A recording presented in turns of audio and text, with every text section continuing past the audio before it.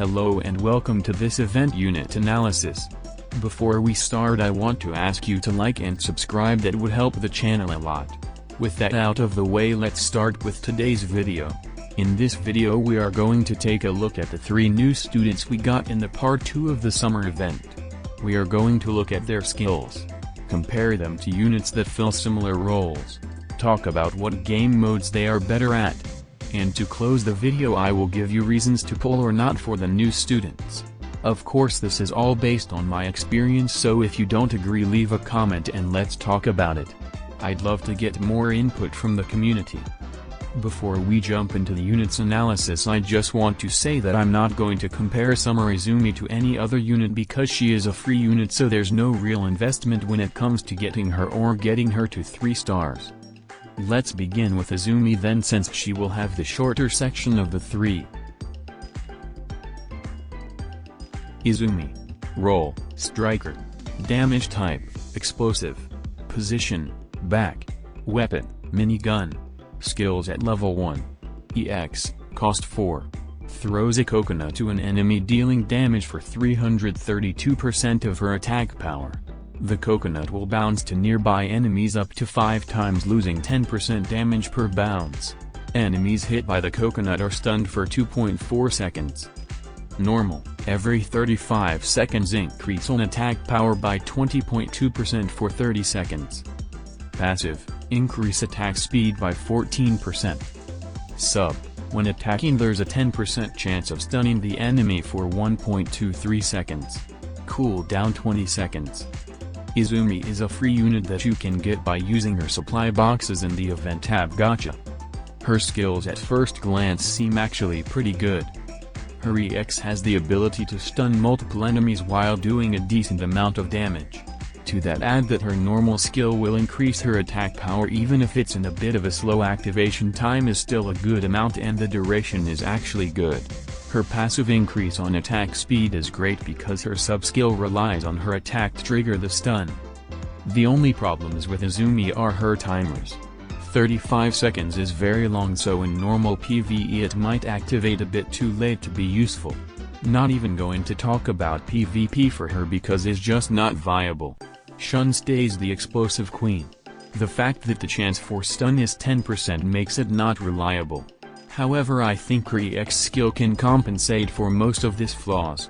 In short, I think she is a great student for new players, and if you are going to farm the event to get all the skill materials, books and gems, you will most likely get her to 3 stars. In conclusion, solid unit for new players, 4 out of 5, and for veteran players I think she is more of a 2 out of 5.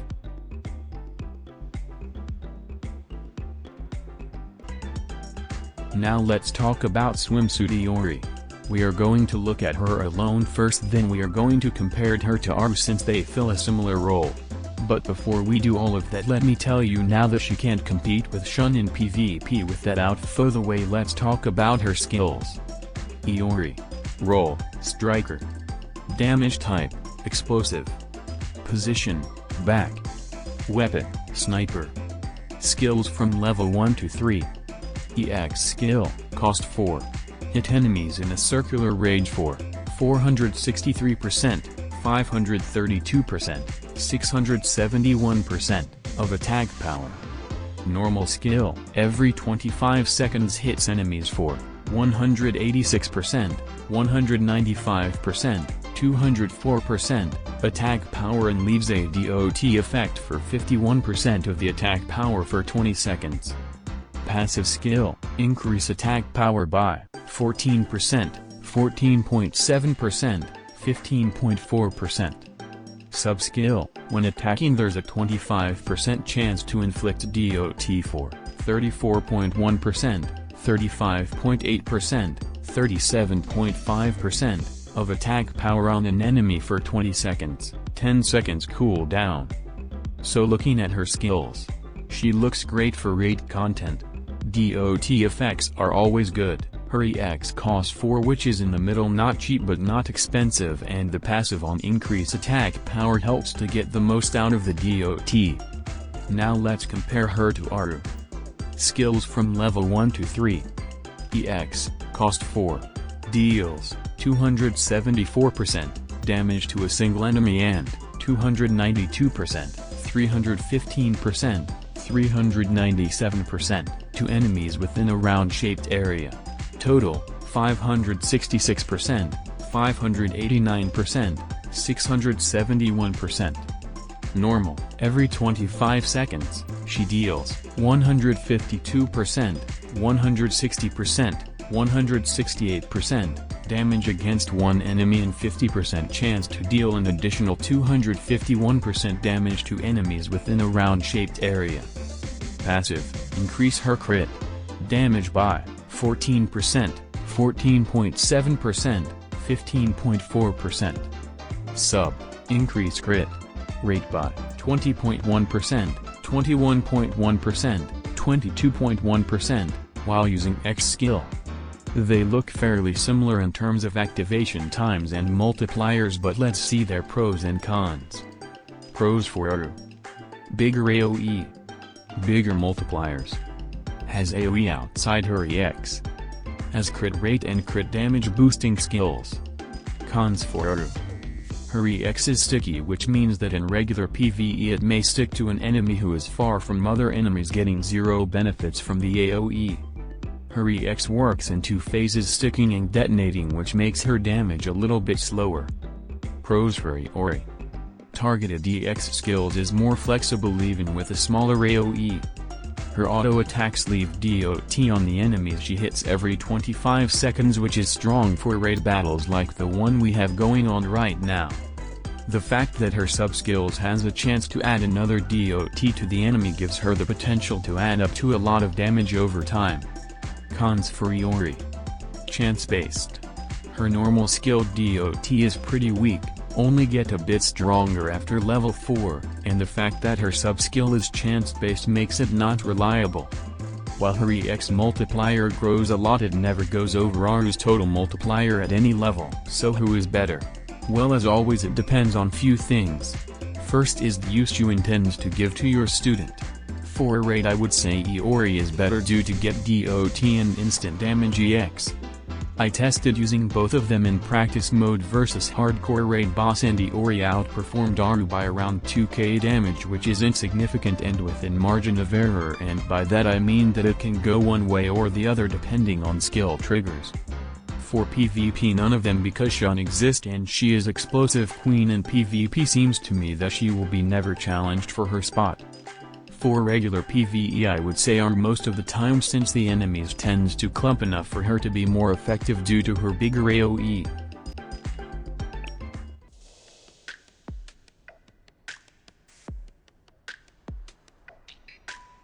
Now let's talk about Swimsuit Hina. Role, Striker. Damage type, Explosive. Position, Back.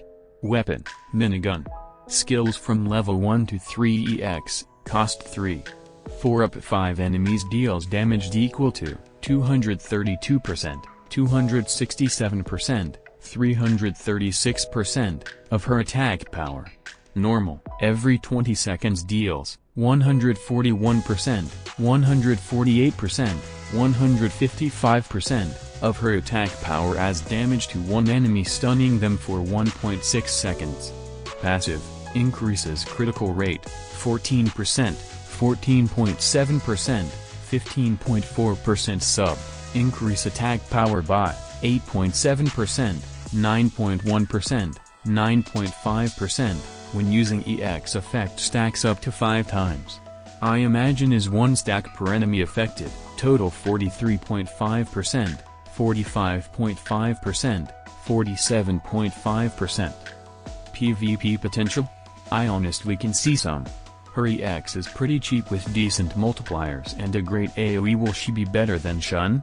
I doubt it, but it honestly a lot in PvP comes to luck. Many times I win or lose depending on which skills triggers. Let's talk about PvE. In normal PvE is a whole different story.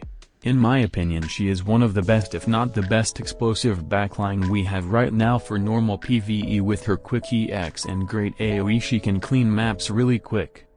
In raid battles I think her full potential can be achieved in the one we have going currently, Kaiden FX, since in the first phase of the battle we go against multiple enemies, which will allow her to get all the stacks of her sub-skill.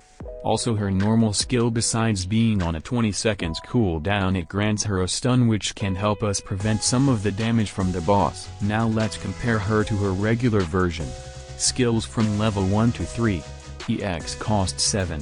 Deals 636%, 731%, 922%. Damage against enemies within a fan-shaped area.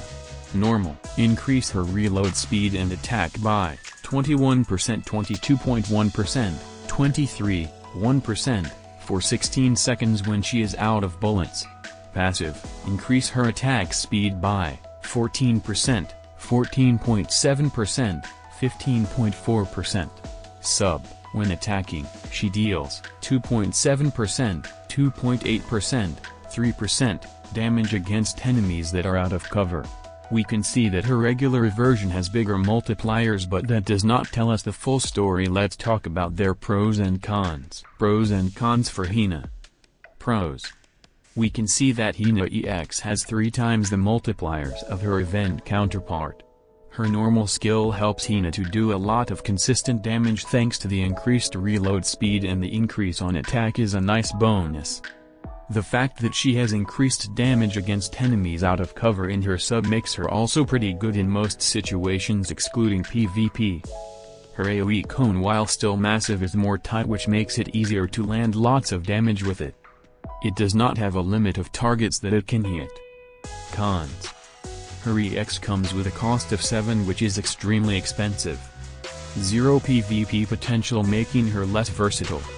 Using her EX due to her high cost will slow your rotations, which may actually lower your damage output, making her less optimal for raid. Pros and cons for Swimsuit Hina. Pros. Cheap and massive EX. Versatile because it can find use in multiple modes. Has a stun. Cons. Multipliers relatively low. Her EX has a lock inside the cone, which means that it will not kill more than 5 units at a time. Her normal skill activation time is a bit long for normal PvE and PvP scenarios. Conclusions. While Swimsuit Hina is most versatile, her damage output is a bit lacking due to her overall low multipliers. After testing her and regular Hina in the same party, both at level 61 with the same grade of equipment and skill levels, regular Hina always came out ahead by a significant margin if I activated both the X skills the same number of times.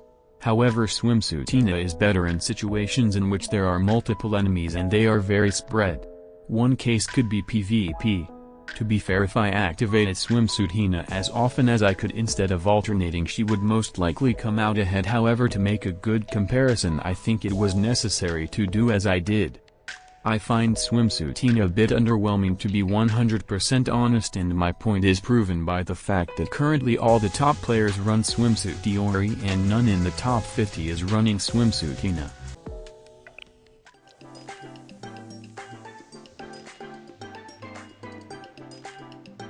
Now, who should you pull for? Should you pull for both? In my opinion, if you want to pull for one of them, Swimsuit Iori is the best of the Part 2 students. Even though I said her PvP potential is close to none because of Shun, that also applies to Hina. The fact is that if you want to score high in raid to increase your gems influx so you can prepare for future banners, you need Iori. However, as always, my opinion is based on experience, and you should pull for your favorite characters and enjoy the game without chasing the meta. Well, that concludes the video. I hope you enjoyed this review of the new students that came with the summer event Part 2. Like, subscribe and have a great week.